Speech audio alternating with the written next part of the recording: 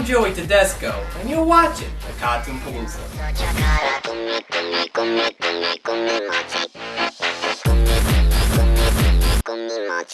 So folks, this is it. The big one. The showstopper. The review you've all been waiting for. Here's my take on Disney's Chicken Little. You know, the 1940s allegorical short based on Nazi manipulation. You figured you'd want me to do just a shorty on it since, I don't know, it's only a 6-minute short, but I guess you wanted me to do an in-depth review on it, so unless there happens to be another Chicken Little out there that I don't know and that's also made out of Disney, so yeah. Here we go. So, this 80-minute long film opens to what one would assume is the typical Disney tradition, where the folksy narrator tells the story. Or so we think. Close the book. We're not doing that. Here's what we're gonna do. Why don't I just go back to the day things took a turn for the worse? Oh, really? Tell me, Mr. Narrator. Enlighten me. Tell me that this is going to be a true story on how the fable really went. You know, as opposed to cashing in on a popular trend going on in animation at this time. But I take it, benefit of the doubt, Mr. Narrator, I believe you have something here, something very genuine. You know, as opposed to doing what Shrek did. You know that popular DreamWorks film made by your competitor that's shtick is to be the anti-Disney? Kind of a big irony if you ended up doing that, Mr. Narrator. Really would be. So, I'm curious. I'm dying to know. Mystify me, Mr. Narrator! Mystify me! So as you would imagine, our movie begins with the classic tale of Chicken Little brought with a modern spin. The title character is voiced by Zach Braff, believes the sky is falling. However, because the town populated by anthropomorphic animals suddenly go AWOL, possibly resulting in the death of a few folk, you might say that they take things a little personally when Little isn't able to address the situation. Chicken Little, what were you thinking? Why would you put your town's safety in jeopardy? How could you mistake a stop sign for an acorn? But it'd be a big acorn, little fella. It doesn't help that his father can't even stand up for him. Oh, no, Dad, it was definitely a piece of the sky, I'm telling you. Piece of the sky. It's okay, everyone. Dad, no. There's been like a little mistake.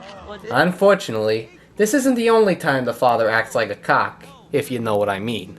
It's already a trope that gets abused in animation, where the father has to act as a motherly figure since said figure has died, run off, or gone in some contrived, forgettable way. Here, it really works against the character's favor. Rather than sticking up for his son, he's more concerned with his own self-image that makes him come across as arrogant. Now, if this were part of a well-written arc where the father learns a lesson, this could work. But because this film is so short and undecided if it wants to focus on him or the son, which it really should since the movie is called Chicken Little, it makes it harder for us, the audience, to relate to him. He doesn't come across as a morally confused character trying to play the supportive father figure. He comes across as an asshole who judges his self-worth on how everybody else views him. Speaking of which, the town is a mix of recycled characters with poorly rendered fur and feathers that make Madagascar look finalized. I wouldn't complain much since it's a style choice, but about a year ago Blue Sky released a film invaded by robots whose characters felt more like flesh and blood than these characters. Supposedly made of flesh and blood. Oh, for God's sakes, this is Disney, the studio responsible for making the unbelievable seem real. What kind of message is that sending?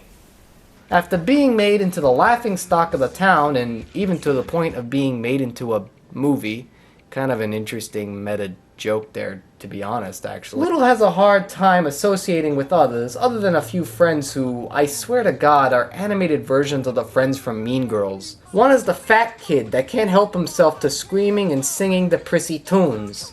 And the other is the nonconformist friend who's supportive and acts as a guide to our protagonist. Even the bullies act somewhat like Regina George and Amanda Seyfried's character. Happy, my lord. Ugly duckling. Now, to be fair, it is no different from Joan Cusack without makeup in real life. Ooh, burn. Actually, this is also something that works against the movie's favor. I always thought that the ugly duckling was an allegory towards inner beauty over superficial looks. So, how come she gets her advice from reading a parody of Cosmo? There's a whole section about it in this month's Modern Mallard.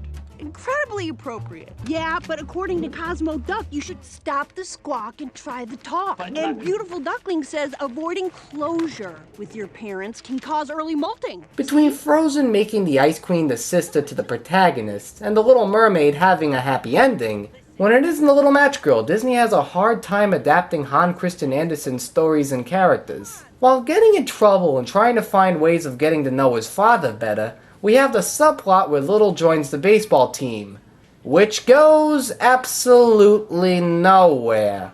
The town still thinks Chicken Little's a nut, and his father's still a jerk. Although this plotline takes up a good portion of the film, it doesn't really matter, because the film should be focusing on Chicken Little and his dilemma with seeing the sky fall. This actually feels more like a distraction, or a half-baked attempt at making the film go over an hour. I'd probably go with the latter. It isn't until halfway through the film Little discovers that aliens have invaded the town. They use panels that camouflage the sky, giving the illusion that if one falls, it makes it seem like the sky is falling. Now, in all honesty, I actually think that's a clever spin on the classic tale. Little and his friends go inside the alien ship that just so happens to be bigger on the inside. Either this is some clever TARDIS design choice, or the production designers had a hard time understanding the space of this background. Eventually, the gang brings along a small baby alien that causes its parents to go berserk and take over the town. So let's recap. There's an alien invasion whose suits resemble eggs, a resourceful boy who gets bullied and has a group of geeky friends. You can even throw in the problems he has relating with his parents, and it's almost like Disney's ripping off Jimmy.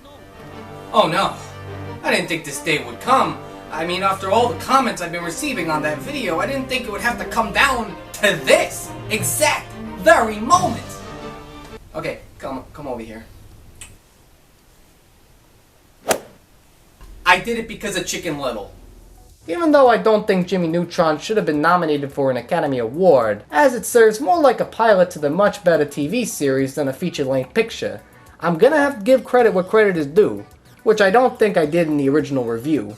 For the resources the filmmakers had, and the often neat-looking designs make Jimmy Neutron slightly more tolerable to other CG animated films. Which is a sad fact when you consider that Jimmy Neutron, which was made 4 years prior with only $25 million, compared to Chicken Little, which was made with a reported $150 million. I mean, what were they doing with that money? Making a giant tub for Scrooge McDuck to swim in or something? I don't know. So, this isn't really a change in heart as much as it's really correcting a couple wrongs I made when reviewing that film. So either you believe me or not, but once the aliens start to look for the kid, this is where the movie starts to pick up a little. I'm not even kidding. The father gets some sort of redemption, despite seeming rushed. The aliens get a funny scene or two that seems less like Disney and more like Futurama, and even get a parody of the film with Adam West. So I've just got one question for you. Are you ready to rock?